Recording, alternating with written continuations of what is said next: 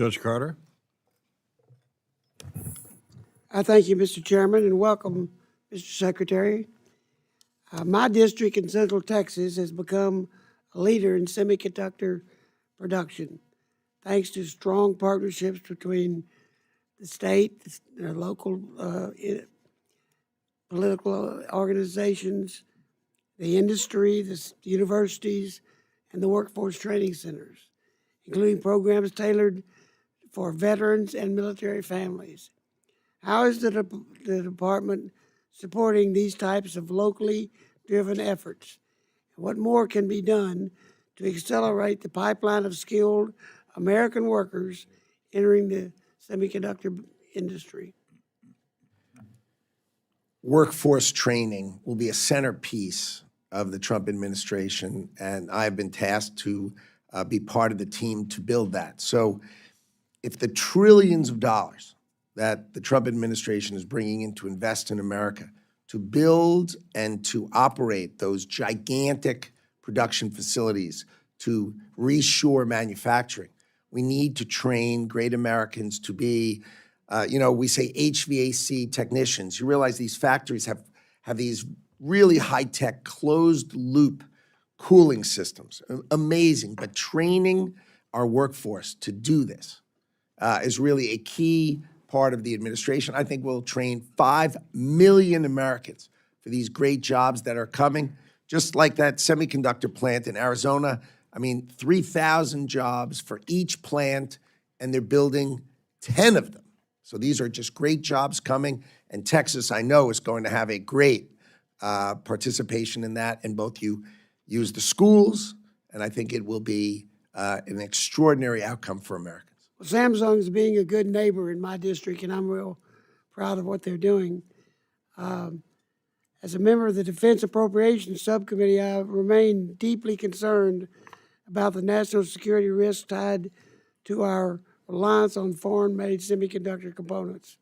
What step is the department taking to reduce our dependence on overseas manufacturing, particularly for chips that support critical defense systems? Taiwan produces 90% of the world's wafers, which you then chip apart, and that becomes chips. So the United States has demand for 10 million sort of high-end wafers, and we, with the increase of $100 billion investment that the Trump administration was able to bring in from TSMC, we will get to about 12% production, woefully inefficient. And I think what you're going to see is the Trump administration is going to be very, very focused on bringing chip production to America and the full supply chain to America. That's going to bring in probably between $500 billion and $1 trillion investment. And you're going to see that across the United States of America.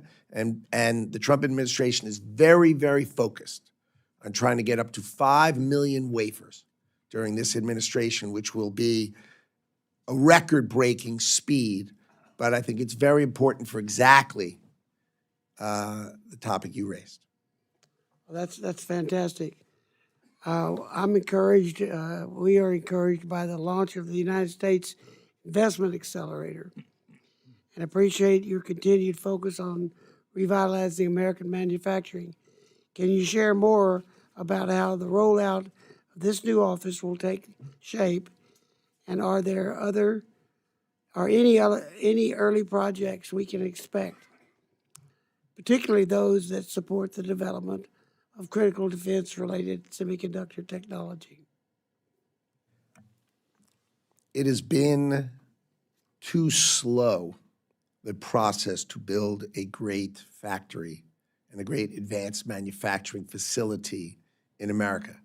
Generally, it's taken 3+ years from start to finish. And so the idea of the investment accelerator is exactly that, to assign, if you're willing to invest more than $10 billion, assign your direct contact that will help you with permitting, regulation, and be a one government response to help you take that from 3 years. Let's try to get it to 18 months so we can double are building capacity, focused on semiconductors, of course, but across all industry. And that's how we've been able to recruit over just the department itself, over $5 trillion of investment commitment, and that we are taking care of how quickly they can build in America. Fantastic. I yield back.